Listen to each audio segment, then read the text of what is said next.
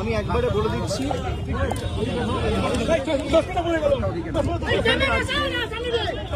ভাই আসতে লেগে যাবে।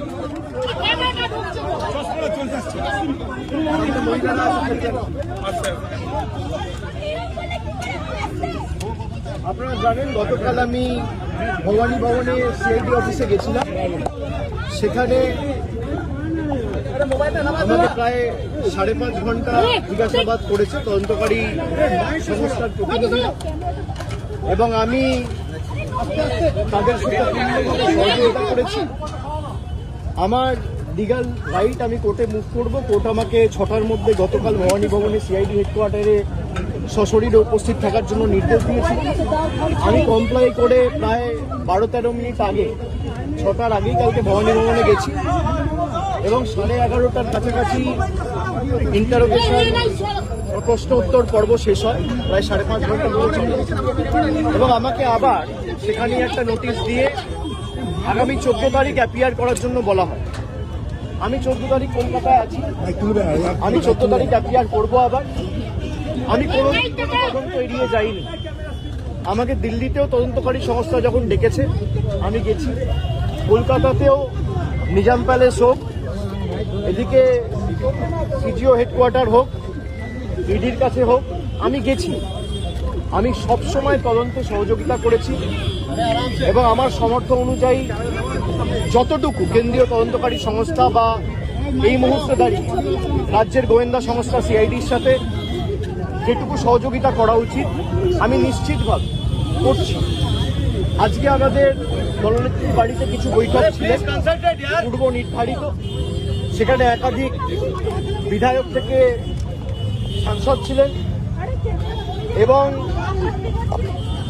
আমাদের মিটিংগুলো চলাকাল খবর পাই খুব সম্ভবত 4:30-4:45 নাগাদ যে সিআইডির একটা টিম এসেছিল আবার কোনো একটা আলাদা মামলায় আমাকে নোটিশ দিত।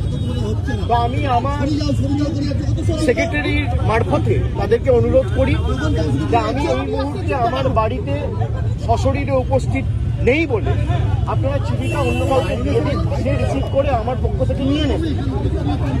এবং আমি অনুরোধ করি যে আপনারা যদি আমাকে দিতে চান তাহলে আপনাদের অপেক্ষা করতে হবে, তার কারণ আমি এই মুহূর্তে আসতে পারবো না মিটিং থেকে বেরিয়ে। আপনি আপনার মতো করে যখন ইচ্ছা বাড়িতে নিয়ে বলবেন যে আপনাকে ছাড়া কাউকে আমরা দেবো না। আমি যদি বাড়িতে না থাকি তাহলে আপনাকে অপেক্ষা করতে হবে আমার ফেরার জন্য। এখন প্রায় 7:20 বাজে, আমি বাড়িতে ঢুকেছি, আপনাদের সাথে কথা বলছি 5-10 মিনিট হয়েছে। 6-7টার মধ্যে আমি বাড়িতে ঢুকেছি। আমি ঢুকে দেখছি সিআইডির প্রতিনিধিরা নেই, তারা ফিরে গেছে।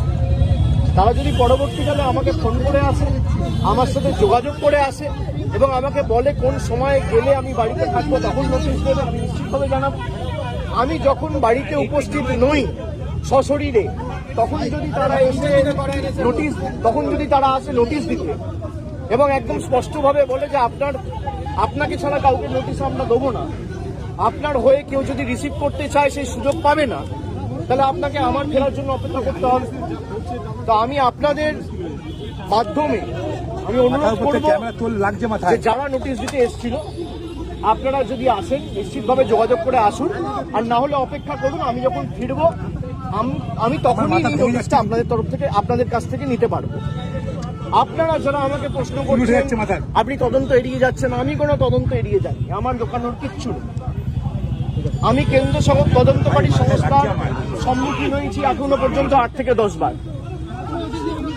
যারা এতদিন ধরে তদন্ত চালাচ্ছে আমাকে যখনই ডেকেছে আমি গেছি। আমাকে সিআইডি সামান দিয়েছিল, প্রথম সামান 30 তারিখ। 30 তারিখ বিকেলে আমার উপর আক্রমণ হয়, আপনারা দেখেছেন। 48 ঘন্টা আমি বাড়ি থেকে বেরোতে পারিনি। আমি সময় চেয়েছিলাম, আমাকে 8 তারিখ ডাকা হয়েছে। 8 তারিখ আমি ছিলাম না। আমি 6 তারিখ দিল্লির উদ্দেশ্যে রওনা দিয়েছিলাম, ইন্ডিয়া জোটের মিটিং ছিল। 8 তারিখ তারা জানে যখন আমি দিল্লিতে, তখন 8 তারিখ বিকেলে নোটিশ দিয়ে বলা হচ্ছে 9 তারিখে আসুন। 9 তারিখেও আমার বৈঠক ছিল। আমি গতকাল সঙ্গে সঙ্গে যখনই আমি কোর্টের নির্দেশ পেয়েছি আমি সঙ্গে সঙ্গে 6টার আগে গেছি, এবং তারা যে প্রশ্নগুলো করেছে আমি তো এখানে আলোচনা করতে পারি না, যদিও আমি দেখছি মিডিয়া অনেক কিছু বেরিয়েছে, আমায় কি প্রশ্ন করেছে তদন্তকারী সংস্থার কাছে আর আমার সাথে কি আলোচনা হয়েছে এটা মিডিয়ায় চলে আসছে। এবং আমি বাড়ি ফেরার আধ ঘন্টার মধ্যে আমাকে প্রথম প্রশ্ন কি করা হয়েছে, আমাকে দ্বিতীয় প্রশ্ন কি করা হয়েছে, আমাকে তৃতীয় প্রশ্ন কি করা হয়েছে, তার উত্তরে আমি কি বলেছি সব আমি দেখছি মিডিয়ায় রিপোর্ট হয়ে গেছে। আমি এটা নিয়েও আগামী দিন হাইকোর্ট মুভ করব। আমি যখন তদন্তে কি আলোচনা হয়েছে কারোর সাথে আলোচনা করছি না, তার মানে আমি ধরে নিতে পারি তদন্তকারী সংস্থার কাছ থেকে মিডিয়ায় এই খবরগুলো লিক হচ্ছে। যদি লিক হয়ে থাকে ইনভেস্টিগেশনের উদ্দেশ্য তো ঠিক নয়। সুতরাং আমি বারবার তদন্তকারী সংস্থা যেখানে আমাকে ডেকেছে আমি গেছি। আমি যদি কলকাতায় উপস্থিত না থাকি আমি তো যেতে পারি না। আমার সামর্থ্য অনুযায়ী যেখানে যখন প্রয়োজন হয়েছে যে মামলায় ডাকুন। আর এখন সরকার পাল্টেছে, এরা বিভিন্নভাবে মামলায় আমাকে ট্যাগ করবে। আমি শুনেছি যে মামলায় আজকে আমাকে নোটিশ দিতে এসছে, আমি বলেছি 4 তারিখের পর ডিজে বাজে। আমি প্রশ্ন করতে চাই যে আমি যদি সত্যি কোনো ভুল বলে থাকি, আমি এই স্টেটমেন্টগুলো কবে করেছি? নির্বাচন চলাকালীন। নির্বাচন যখন চলছে, ল অ্যান্ড অর্ডার, আইন শৃঙ্খলা কার আন্ডারে? ইলেকশন কমিশনের আন্ডারে। মমতা বন্দ্যোপাধ্যায়ের আন্ডারে তো ছিল না। তাহলে তখন আমার বিরুদ্ধে এফআইআর হলো না কেন? ইলেকশন কমিশনের বিরুদ্ধে কমপ্লেন হলে ইলেকশন কমিশন আমার বিরুদ্ধে ব্যবস্থা নিল না কেন? তার কারণ আমি যদি ডিজে বাজানোর কথা বলে থাকি, দেশের স্বরাষ্ট্রমন্ত্রী বলেছেন তৃণমূলের লোকেদের উল্টো করে ঝুলিয়ে দিয়ে সোজা করে দেবে। প্রত্যেক ক্রিয়ার সমান এবং বিপরীত প্রতিক্রিয়া রয়েছে। আপনি বলবেন জ্ঞানেশ কুমারকে যদি আমার এগেনস্টে অ্যাকশন নিতে হতো তাহলে অমিত শাহর বিরুদ্ধেও অ্যাকশন নিতে হতো। অমিত শাহর বিরুদ্ধে অ্যাকশন নেওয়ার ক্ষমতা ইলেকশন কমিশনের নেই, তাই আমার বিরুদ্ধেও অ্যাকশন নিতে পারেনি। সরকার বদলেছে, এখন মামলা হয়েছে। তাহলে আমার বিরুদ্ধে যদি মামলা হয়, আমি ডিজে বাজাবো বলে, তাহলে অমিত শাহর বিরুদ্ধে এফআইআর হবে না কেন? আমরা তো কোর্টে মুভ করবো। তদন্তকারী সংস্থার কাছে রাজ্যের মুখ্যমন্ত্রী যদি এই কেস আমি বাংলা থেকে বহিরাগতদের আক্রমণ করেছি বলে আমার ভাষণে এই তদন্তভার সিআইডি কে দেওয়া হয়, তাহলে যে বহিরাগতরা এসে বাঙালিকে আক্রমণ করেছে সেই মামলার দায়ভার কেন সিআইডি বা সিবিআই কে দেওয়া হবে না? এই প্রশ্ন তো উঠবেই। এই প্রশ্ন তো এড়িয়ে যেতে পারে না। আপনারা এসব চাপের রাজনীতি, দল ভাঙানো আমরা অনেকদিন ধরে দেখছি। এসব করে কোনো লাভ নেই। 30 লক্ষ মানুষকে আপনারা ভোটার তালিকার বাইরে রেখে ভোট করেও তৃণমূল 41% ভোট পেয়েছে। 2,60,00,000 ভোট তৃণমূল কংগ্রেস পেয়েছে। তাদের প্রতিনিধিত্ব তৃণমূল কংগ্রেস করবে। এক চুল জায়গা তৃণমূল কংগ্রেস ছাড়বে না।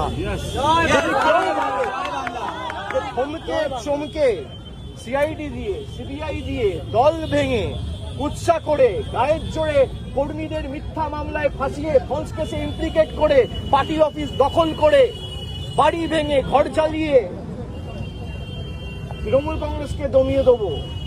সিপিএম এর বিরুদ্ধে লড়াই করে 34 বছরের জগদ্দল পাথরকে সরিয়ে তৃণমূল কংগ্রেস ক্ষমতায় এসছে মানুষের আশীর্বাদ নিয়ে। 2011 সালের পরিবর্তন আর 2026-এর পরিবর্তনটা খালি একটু তুলনা করুন। মানুষের মধ্যে কোনো আবেগ নেই, স্বতঃস্ফূর্ততা নেই। 8টার পর রাস্তা শূন্য, ফাঁকা। বিজেপি বিজয় মিছিল বার করতে পারছে না। যারা বড় বড় ভাষণ দিচ্ছে, আমি বলবো রাজনৈতিকভাবে মোকাবিলা করুন।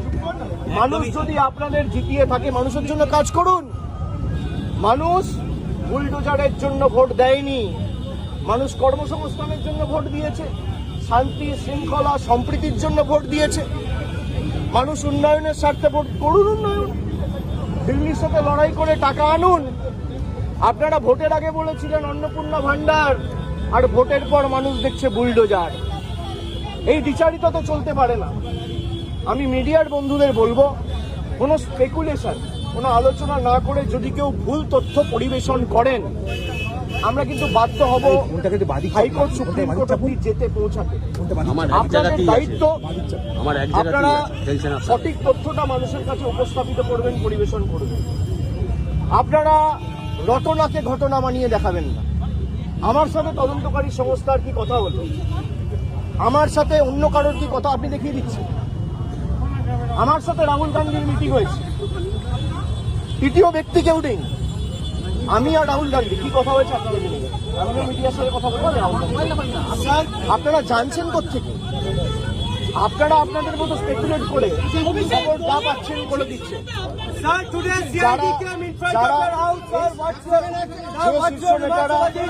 যে শীর্ষ নেতারা আমার বিরুদ্ধে কথা বলছে, দলে আলোচনা করার জায়গা রয়েছে, এবং আপনি স্পেসিফিক্যালি বলতে পারেন কল্যাণ বন্দ্যোপাধ্যায় বলেছে। কল্যাণ বন্দ্যোপাধ্যায়ের অধিকার রয়েছে আমাকে নিয়ে কথা বলার। কল্যাণ বন্দ্যোপাধ্যায়ের অধিকার রয়েছে আমাকে নিয়ে 4টে কটু কথা বলার। কল্যাণ বন্দ্যোপাধ্যায় আমাকে ছোট থেকে মানুষ করেছে, আমি বড় হতে দেখেছি। আমি এই কথাগুলো নিয়ে খারাপভাবে নিই না। ওনার একটা ঘটনা হয়তো খারাপ লাগতে পারে, উনি বলেছেন, কিন্তু আমি আমার কোনো ব্যক্তিগত ক্রোধ বা আমার কোনো ব্যক্তিগত ক্ষোভ কল্যাণ বন্দ্যোপাধ্যায়ের বিরুদ্ধে নেই। আমি তাকে আগেও সম্মান করতাম, আগামী দিনেও। Thank you.